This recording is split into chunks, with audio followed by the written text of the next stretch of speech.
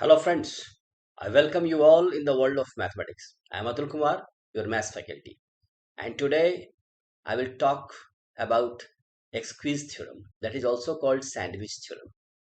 The theorem states if fx is less than equal to gx and gx is less than equal to hx when x is near a and x tends to a limit fx is equal to x tends to a limit hx is equal to L, then x tends to a limit gx is equal to L also. It is very simple. Gx एक function है that is between fx and hx. Okay, gx is greater than equal to fx and gx is less than equal to hx. Where when x is near a, that means in neighborhood of a, this inequality holds. Okay, maybe not at a, but in the neighborhood of a, this inequality holds. Next fact क्या है? fx and hx both are tending to the same limit L as x tends to a. Okay, in that case, gx is compelled to tend to L as x tends to a. ये natural सी बात है. तो gx bonded है fx और hx के बीच में. अब fx और hx यदि L पर पहुंचता है एज x टेंस टू ए, तो gx को क्या होगा? gx को कंपेल्ड होकर के, ओके, फोर्स, gx को फोर्सफुली वहां पर पहुंचना ही पड़ेगा. ओके, तो ये gx की मजबूरी है कि उसी लिमिट पर gx पहुंचेगा जहां पर fx और hx पहुंचेगा. क्यों? बिकॉज gx fx और hx के बीच में है. बस सिंपल सी बात है. इस चीज को हम एक एग्जांपल से समझ सकते हैं.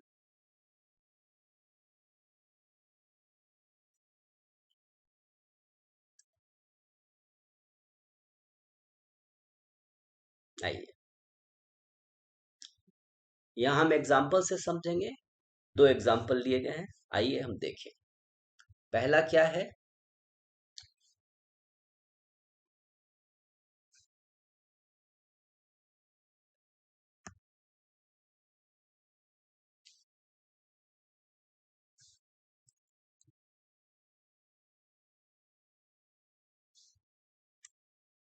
पहला है x tends to 0 limit x square cos 1 upon x square. तो जो गिवन फंक्शन है वो है हमारा x square into cos of 1 upon x square, right. तो इस गिवन फंक्शन में एक्स स्क्वायर वाला पार्ट बहुत सिंपल है. जो थोड़ा कॉम्प्लिकेटेड पार्ट है वो है cos of 1 upon x square. तो सबसे पहले हम इसको हम एक बॉन्ड में लाने की कोशिश करते हैं. सबसे पहले हमारी पूरी कोशिश क्या होगी कि गिवन फंक्शन को हम दो फंक्शंस के बीच में ला पकड़े. ठीक है, एक लोअर बॉन्ड होगा, दूसरा अपर बॉन्ड होगा, और लोअर और अपर बॉन्ड को x टेंस टू 0 पर एक ही लिमिट पर टेंड करने दें. हम सब जानते हैं, it is very common fact that cos theta stays between -1 and 1. Therefore I can write we know that. Okay, because हम तो जानते ही है ये बात. We know that, what we know that cos of 1 upon x square is between -1 and 1, right. अब क्या करना है? Multiply this inequality throughout by x square. Then we will get x square minus 1 into x square is minus x square. So minus x square less than x square into cos of 1 upon x square. That is less than x square. Fine. आइए इस चीज को समझें theorem के साथ, कैसे हम theorem के साथ चल रहे हैं. ये देखिए, ये जो बीच का फंक्शन है जिसका हमें लिमिट फाइंड करना है, यही है हमारा gx. हमारा एफ एक्स क्या है इस केस में, माइनस एक्स स्क्वायर, और एच एक्स क्या है, एक्स स्क्वायर। अब एक बहुत सिंपल सी बात है, x tends to zero limit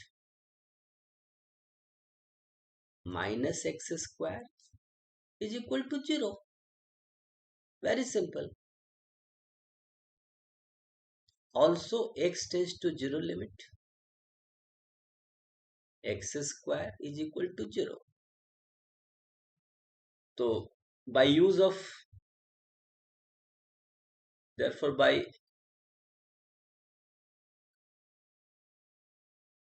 एक्सक्वीज theorem क्या हो जाएगा, x tends to zero limit x square into cos of 1/x square is equal to zero. तो ये एक कॉम्प्लिकेटेड फंक्शन जरूर था, लेकिन सैंडविच थ्योरम या एक्सक्यूज थ्योरम के मदद से हमने इसे सॉल्व कर लिया, और लिमिट क्या आया, इवेल्युएट करने पर लिमिट आया इसका zero, right.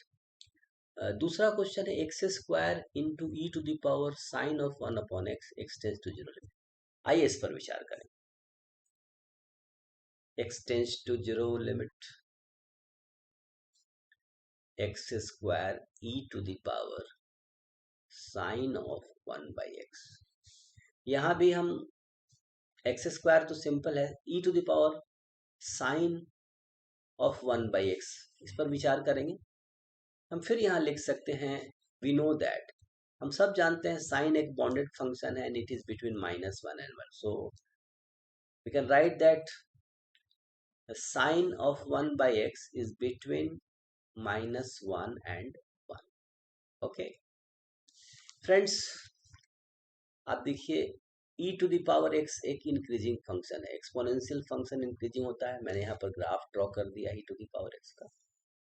e to the power x एक इंक्रीजिंग फंक्शन है, और इसीलिए अगर इंक्रीजिंग फंक्शन है तो इस इनइक्वालिटी के बेसिस पर हम कह सकते हैं e to the power -1 will be less than equal to e to the power sine of 1/x, fine, and that is less than equal to e to the power 1। अब समय आ गया जब हम एक्स स्क्वायर से through out inequality को multiply करें। X square क्या है, एक्स स्क्वायर पॉजिटिव है, हम x, right, x exactly zero नहीं ले रहे हैं यहाँ पर, एक्स जीरो पर साइन ऑफ 1/1/x डिफाइन नहीं है।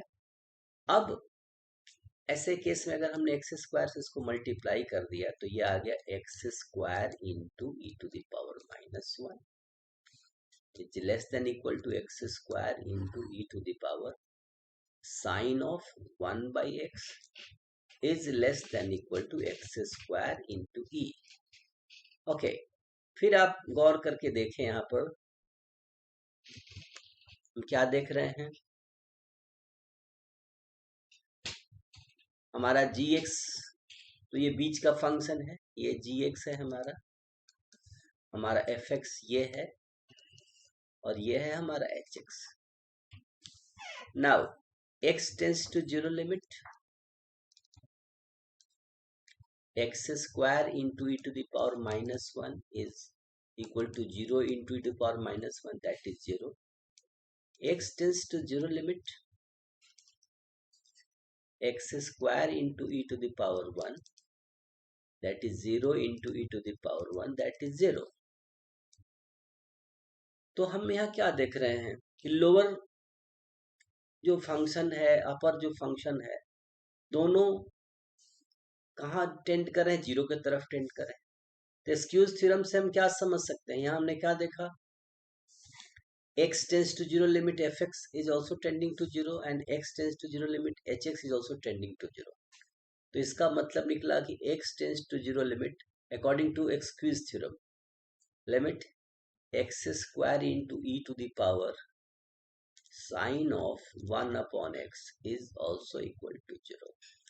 तो यहाँ पर हमने सैंडविच थ्योरम या एक्सक्यूज थ्योरम को बहुत बेहतरीन इस्तेमाल देखा कि कैसे इस्तेमाल हो रहा है और किस तरीके से कॉम्प्लिकेटेड कॉम्प्लिकेटेड फंक्शंस जो हैं उनके भी लिमिट्स इवेल्युएट किए जा सकते हैं। साइन ऑफ 1/x ये डिटरमिन नहीं हो सकता जीरो पर, राइट। यही स्थिति कॉस के साथ भी है, लेकिन हमने क्या देखा कि ये दोनों यहाँ पर डिटरमिन हो जा रहे हैं with the help of this. So we will use this powerful theorem for evaluating complex questions in limit. Okay. Thank you. Thank you very much.